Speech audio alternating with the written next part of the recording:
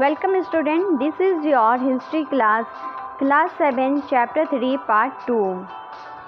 Keep the following additional details in mind. 1. The author of Tariq lived in cities, mainly Delhi, and hardly ever in village. 2. They often wrote their histories for sultans in the hope of rich reward. 3. These authors advised rulers on the need to preserve an ideal social order based on brighted and gender distinction. Their ideas were not shared by everybody. ये कुछ बातें ध्यान में रखें। 1. तवारीख के लेखक नगरों में, विशेषकर दिल्ली में रहते थे। गांव में शायद ही कभी रहते हों। वे अक्सर अपने इतिहास सुल्तानों के लिए उनसे ढेर सारी इकराम पाने की आशा में लिखा करते थे। ये लेखक अक्सर शासकों को जन्म सिद्ध अधिकार और लिंग भेद पर आधारित आदर्श समाज व्यवस्था बनाए रखने की सलाह देते थे। उनके विचार से सारे लोग सहमत नहीं होते थे। In 1236, Sultan Iltutmis's daughter Razia became Sultan.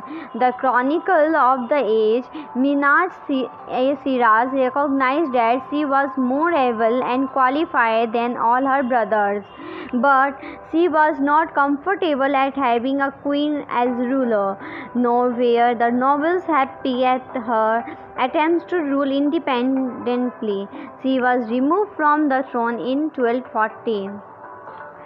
सन 1236 में सुल्तान इल्तुतमिश की बेटी रजिया सिंहासन पर बैठी। उस युग के इतिहासकार मिन्हाज-ए-शिराज ने स्वीकार किया कि वह अपने सभी भाइयों से अधिक योग्य और सक्षम थी, लेकिन फिर भी वह एक रानी को शासक के रूप में मान्यता नहीं दे पा रहे थे। दरबारी जन भी उनके स्वतंत्र रूप से शासन करने की कोशिशों से प्रसन्न नहीं थे। सन 1240 में उनसे सिंहासन से हटा दिया गया। What Minhaj-e-Shiraz thought about Razia? Minhaj-e-Shiraz thought that the queen's rule went against the ideal social order created by God, in which women were supposed to be subordinate to men. He therefore asked, in the register of God's creation, since her account did not fall under the column of man, how did she gain from all of her excellent qualities? On her inscription and coins, Razia mentioned that she was the daughter of Sultan Iltutmish. This was in contrast to the queen Rudrama Devi of the Kakatiya dynasty of Warangal, part of modern Andhra Pradesh. Rudrama Devi changed her name on her inscription and pretended she was a man. Another queen, Dida, ruled in Kashmir. Her title is interesting. It comes from Didi or elder sister, an obviously affectionate term given to a love ruler by her subject. Razia के बारे में मिन्हाज-ए-शिराज के विचार। मिन्हाज-ए-शिराज का सोचना था कि ईश्वर ने जो आदर्श समाज व्यवस्था बनाई है उसके अनुसार स्त्रियों को पुरुष के अधीन होना चाहिए और रानी की शासन इस व्यवस्था के विरुद्ध जाता है। इसलिए वह पूछता है, खुदा की रचना के खाते में उसका व्यवहार चूँकि मर्दों की सूची में नहीं आता, इसलिए इतनी शानदार खूबियों से भी उसे आखिर हासिल क्या हुआ। रजिया ने अपने अभिलेखों और सिक्कों पर अंकित करवाया कि वह सुल्तान इल्तुतमिश की बेटी थी। आधुनिक आंध्र प्रदेश के वरंगल क्षेत्र में किसी समय काकतीय वंश का राज्य था।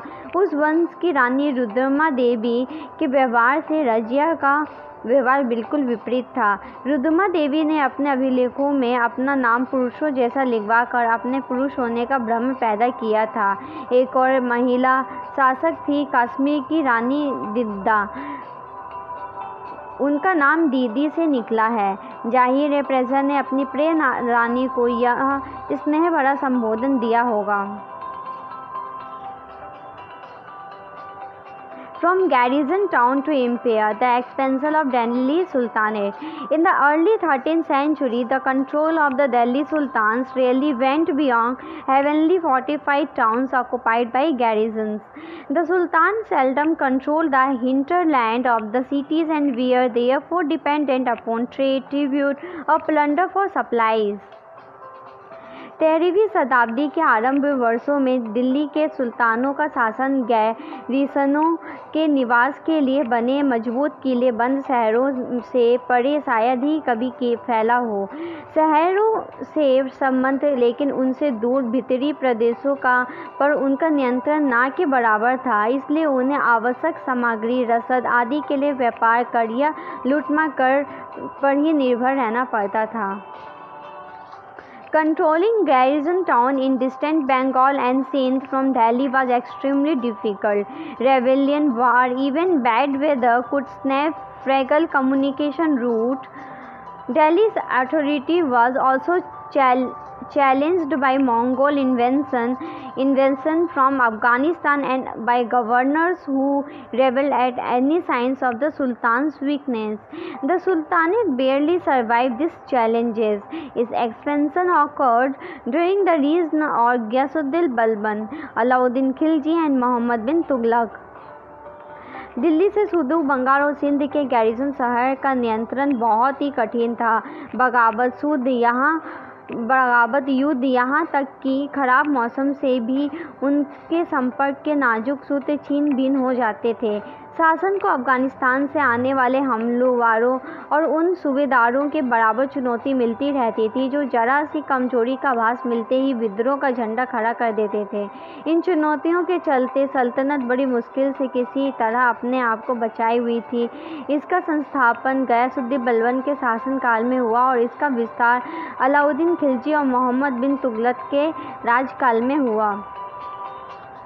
The first set of campaign along the internal frontier of the Sultanate aimed at consolidating the hinterland of the garrison town. During this campaign, forests were cleared in Ganga Yamuna Doab and hunters gathered and pastoralists expelled from their habitat.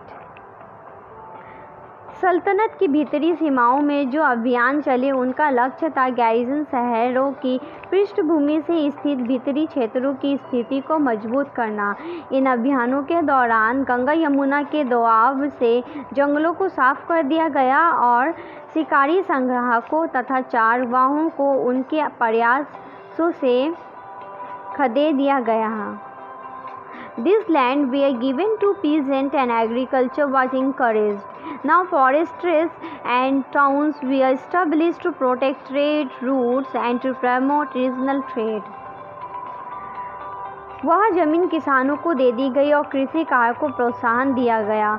व्यापार मार्गों की सुरक्षा और क्षेत्रीय व्यापार की उन्नति की खातिर नए किले, गैरिसन शहर और शहर बसाए गए हैं। The second expansion occurred along the external frontier of the Sultanate. Military expedition into southern India started during the reign of Alauddin Khilji and culminated with Muhammad bin Tughlaq. In their campaign, Sultanate armies captured elephants, horses, slaves and carried away precious metal. दूसरा विस्तार सल्तनत की बाहरी सीमा पर हुआ। अलाउद्दीन खिलजी के शासनकाल में दक्षिण भारत को लक्ष्य करने के सैनिक अभियान शुरू हुए और ये अभियान मोहम्मद बिन तुगलक के समय में अपनी चरम सीमा पर पहुँचे। इन अभियानों में सल्तनत की सेनाओं ने हाथी, घोड़े, गुलाम और मूल्यवान धातुएं अपने कब्जे में ले लिए। By the end of Muhammad bin Tughlaq's reign, 150 years after somewhat humble beginnings, the armies of the Delhi Sultanate had marched across a large part of the subcontinent. They had defeated rivals' armies and seized cities. The Sultanate collected taxes from the peasantry and dispensed justice in its realm. But how complete and effective was its control over such a vast territory? Delhi सल्तनत की सेनाओं की शुरुआत अपेक्षाकृत कमज़ोर थी, मगर 150 साल वर्ष बाद मोहम्मद बिन तुगलक के राज्यकाल के अंत तक इस उपमहाद्वीप का एक विशाल क्षेत्र इसके युद्ध अभियान के अंतर्गत आ चुका था। इससे शत्रुओं की सेनाओं को परास्त किया और शहरों पर कब्जा किया। इसके सूबेदार और प्रशासकों मुकदमे में फैसले सुनाते थे और साथ ही किसानों में कर वसूली करते थे, लेकिन इतने विशाल क्षेत्र पर इसका नियंत्रण किस सीमा तक और कितना प्रभावी था। The masjid. A mosque is called a masjid in Arabic, literally place where Muslims prostrate in reverence to Allah. In a congregational mosque, Muslims read their prayers together. Members of the congregation choose the most respected learned male as their leader for the ritual of prayer. He also delivers the sermon during the Friday prayer. During prayer, Muslims stand facing Makkah. In India, this is to the west. This is called Qibla. मस्जिद, यह अरबी का शब्द है जिसका शाब्दिक अर्थ है ऐसा स्थान जहाँ मुसलमान अल्लाह की आराधना में सजदा करते हैं। जमा मस्जिद वहाँ मस्जिद होती है जहाँ अनेक मुसलमान एकत्र होकर साथ साथ नमाज पढ़ते हैं। नमाज की रस्म के लिए सारे नमाजियों में से सबसे अधिक सामान्य और विद्वान पुरुषों को इमाम या नेता के रूप में चुना जाता है। इमाम शुक्रवार की नमाज के दौरान धर्मोपदेश या खुतबा भी देता है।